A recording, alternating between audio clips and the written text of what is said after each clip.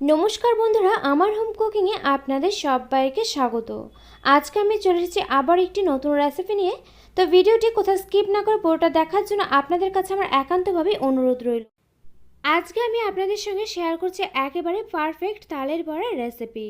তালের বড়া কিন্তু সকলে ভীষণই ভালো বানাতে পারে, তবে যারা প্রথমবার তালের বড়া তৈরি করতে চাচ্ছেন তারা কিন্তু এই রেসিপিটি যদি ফলো করে একবার তালের বড়াগুলো তৈরি করেন, তবে দেখবেন প্রথমবারই কিন্তু আপনারা তালের বড়াগুলো একেবারে পারফেক্ট তৈরি করতে পারছেন। আর অনেকে আছে তালের বড়া কিন্তু বানাতে পারে তবে একেবারে পারফেক্ট হচ্ছে না, তারাও কিন্তু এই রেসিপিটি যদি ফলো করে তৈরি করেন তারাও কিন্তু ভীষণই উপকৃত হবেন। তো এই রেসিপিটি বানানোর জন্য এখানে দেখুন প্রথমে আমি একটি বোল নিয়ে নিয়েছি।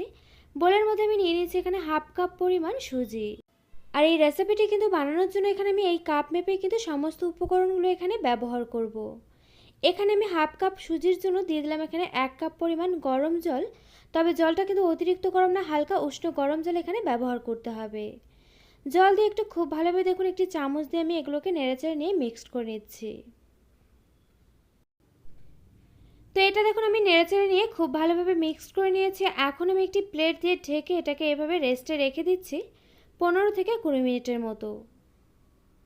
তো এখানে আমি ফিরে এলাম 15 থেকে 20 মিনিট পর। এখন আমি ঢাকনাটাকে তুলে নিচ্ছি। আর এখানে দেখুন আপনাদেরকে একটু নেড়েচেড়ে নিয়ে আমি দেখে দিচ্ছি এখানে সুজিটা কিন্তু অনেকটাই ফুলে গিয়ে জলটা কিন্তু অনেকটাই কমে এসছে। এরপর আমি এই ভেজানো সুজির মধ্যে দিয়ে দিচ্ছি এখানে 1 কাপ পরিমাণ চালের গুঁড়ো।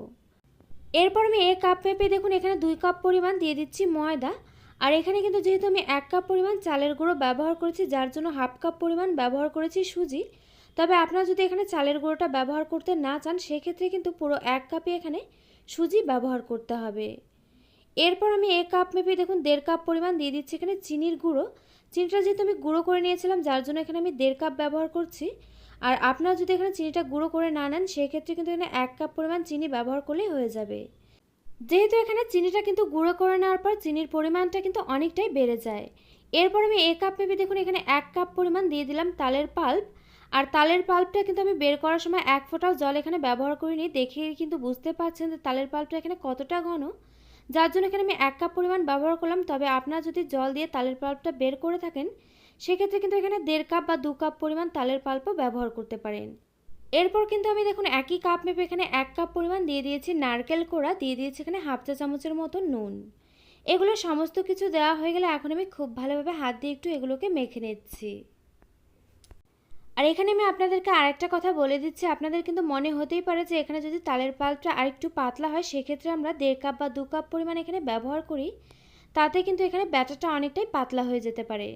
সেক্ষেত্রে আপনাদেরকে একটা কাজ করতে হবে, এখানে যেহেতু আমি সুজিটা একটু বেশি পরিমাণ জল দিয়ে ভিজেছিলাম, আপনাদের সুজিটা ভেজানোর সময় জলের পরিমাণটা আরেকটু কম করে দিতে হবে। তাহলে দেখবেন এখানে বড়াগুলো কিন্তু ভাজার জন্য আপনাদের মিশ্রণটা একেবারে পারফেক্ট তৈরি হবে। তো এখানে সমস্ত কিছুর সঙ্গে আমি খুব ভালোভাবে এখানে মিক্সড করে নিয়েছি। এরপর আমি এটাকে এভাবে ঢেকে এটাকে রেস্টে রেখে দিচ্ছি 10 মিনিটের জন্য। তবে আপনাদের যদি মনে হয় হাতে একেবারে সময় নেই সেক্ষেত্রে কিন্তু আপনারা এটাকে রেস্টে নাও রেখে দিতে পারেন। তো এখানে আমি ফিরে এলাম 10 মিনিট পর। এখন আমি ঢাকনাটাকে তুলে নিচ্ছি। আর এখানে দেখুন এই মিশ্রণটা যেহেতু আমি 10 মিনিটের মতো রেস্টে রেখে দিয়েছিলাম যার জন্য কিন্তু এখানে মিশ্রণটা আরও বেশ কিছুটা সফট হয়ে গিয়েছে। আর এরকম কিন্তু একটু সফট হলে বড়াগুলো একটু খেতে বেশি ভালো লাগে। এরপর আমি বড়াগুলোকে ভেজে নেওয়ার জন্য এখানে দেখুন একটি কড়াতে দিয়ে দিয়েছি বেশ কিছু পরিমাণ সাদা তেল। তেলটা এখানে খুব ভালোভাবে গরম হলে এরপর আমি উনুনটা মিডিয়াম টু লো ফ্লেমেতে রেখে এর মধ্যে দিয়ে দিচ্ছি এখানে একে একে বড়াগুলোকে। আর আপনারা নিশ্চয়ই দেখতেই পেলেন যে এখানে আমি তেলের মধ্যে বড়াগুলোকে ঠিক কোন পদ্ধতিতে ছাড়ছি। দুটো আঙুলের মাঝখান দিয়ে আমি দেখুন এভাবে চেপে চেপে নিয়ে বড়াগুলোকে ছেড়ে দিলাম। এতে করে কিন্তু বড়াগুলো একেবারে পারফেক্ট গোল গোল তৈরি হবে। আর এখানে দেখুন এখন আমি উনুনটা মিডিয়াম টু লো ফ্লেমে থেকে এভাবে নেড়েচেড়ে নিয়ে বড়াগুলোকে বেশ লালচে করে বেশ কিছু সময় ধরে ভেজে নিচ্ছি। আর এই বড়াগুলো কিন্তু ভাজার সময় কখনোই উনুনটা হাই ফ্লেমেতে বা মিডিয়াম ফ্লেমেতে রাখা যাবে না। এতে করে কিন্তু বড়ার উপর দিকটা খুব সহজেই পুড়ে যাবে আর লালচে হয়ে যাবে, তবে ভেতর দিকটা কিন্তু একেবারেই কাঁচা থেকে যাবে। তো এখানে দেখুন অনবরত আমি নেড়েচেড়ে নিয়ে বড়াগুলোকে বেশ লালচে করে ভেজে নিলাম। এরপর আমি এই বড়াগুলোকে তেল থেকে একে একে তুলে রাখছি। আর এখানে দেখুন আপনারা কিন্তু দেখতেই পাচ্ছেন যে এখানে বড়াগুলো কতটা গোল গোল তৈরি হয়েছে। আর এভাবে কিন্তু বড়াগুলো ভেজে নিলে বড়াগুলো দেখতেও ভীষণ ভালো লাগে আর খেতেও কিন্তু ভীষণই ভালো লাগে। এরপর আমি এ তেলেতে দেখুন বাকি বড়াগুলোকে একে একে তেলের মধ্যে দিয়ে দিচ্ছি। আর একই প্রসেসে আমি বাকি বড়াগুলোকেও ভেজে নেব।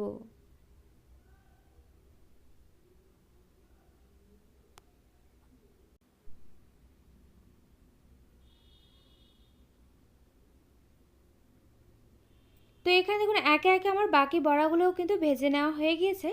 একইভাবে আমি এগুলোকেও তেল থেকে তুলে একটি প্লেটের মধ্যে রেখে দিচ্ছি। তো এখানে আমার দেখুন একে একে সমস্ত বড়াগুলোই কিন্তু ভেজে নেওয়া হয়ে গিয়েছে।